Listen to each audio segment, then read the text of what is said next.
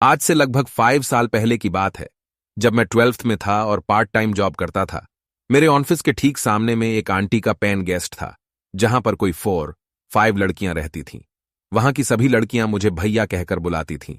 एक दिन उस घर में एक लड़की रहने आई, जिसका नाम स्नेहा था।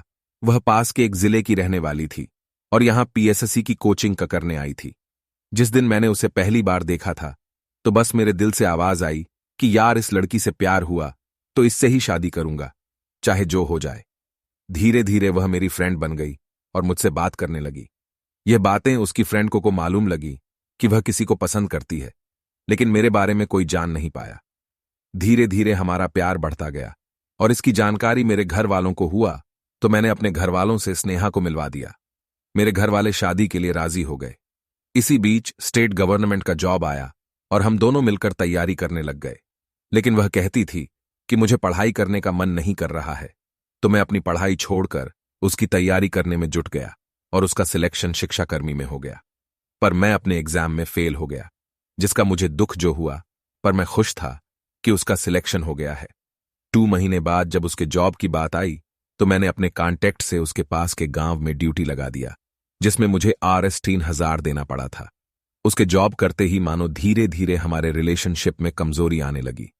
वो जिस स्कूल में पढ़ाती थी, वह हमारे शहर से मुश्किल से 20 किलोमीटर की दूरी पर था, जिसके लिए रोज बस से सफर करती थी।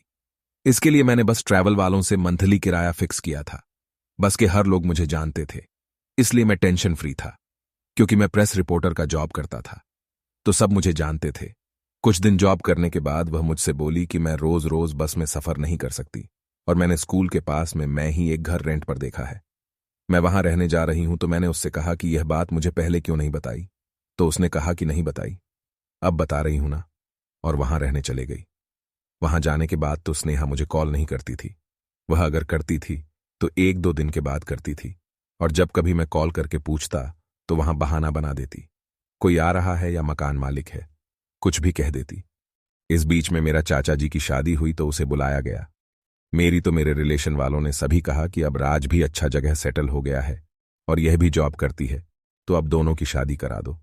शादी का नाम सुनते ही स्नेहा ने कहा कि मैं अभी शादी नहीं करना चाहती, तो मैंने कहा ठीक है कि अगले साल कर लेंगे। कुछ दिन बाद स्नेहा ने मुझे फोन किया और कहा कि मैं घर आ रही हूं, कुछ जरूरी बात करनी है, और फोन काट दिया और मेरे फोन रिसीव नहीं की। जब वह घर आई तो मुझे मेरे रूम में बुलाकर कहा कि आज के बाद मैं मुझे कॉल नहीं करना और भूल जाऊं। तो मैंने कारण पूछा तो वह नहीं बताई और चले गई। उस दिन और उस रात मैं बहुत रोया। इस बीच में हर रोज उसे फोन करता और वह मेरे फोन नहीं उठाती थी। एक दिन मेरे दोस्तों ने बताया कि स्नेहा किसी लड़के के साथ मूवी देखने आई है, तो मैं वहां पहुंचा और उसे कारण जानना चाहा, तो उस लड़के ने मना किया। बताने के लिए तो मैंने और मेरे दोस्तों ने उस लड़के को वहीं पर पिटाई कर दी।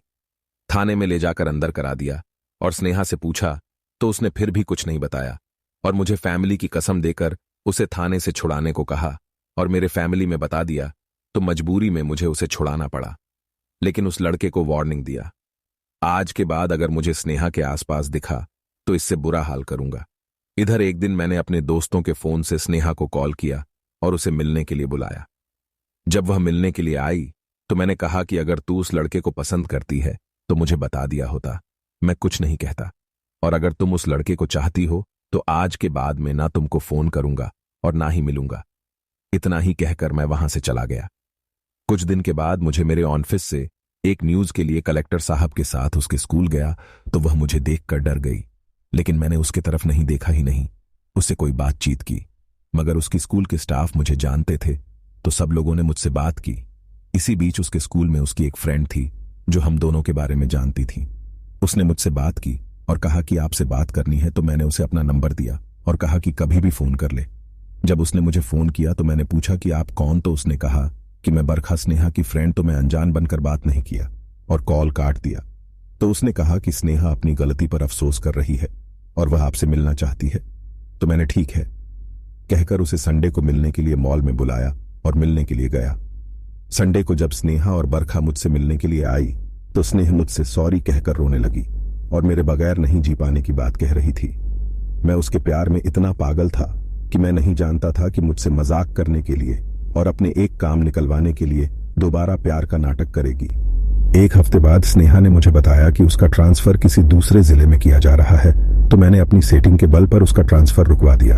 इस बीच मैंने स्नेहा से कहा कि अब हम शादी कर लेते हैं, तो उसने 1 महीने का समय मांगा और कहा कि उसके बाद शादी करेंगे। तो मैंने कहा ठीक है। 1 महीने तक हम दोनों की बातचीत होती रही। इसी बीच उसने 2 दिन अपने घर अपना सामान लाने की बात कहकर गई। उसके बाद जब वह वहां से वापस आई तो मैंने उसे फोन लगाया तो उसने पहले मेरे कॉल नहीं उठाया और फिर मैंने दोबारा कॉल लगाया तो उसने फोन उठाया और बात की। इस बीच मैंने उसे 1 महीने पहले की बात जैसे याद दिलाई तो उसने कहा कि उसके घर वाले उसकी सगाई कर रहे हैं और वह शादी नहीं करने के बाद कहकर फोन काट दिया।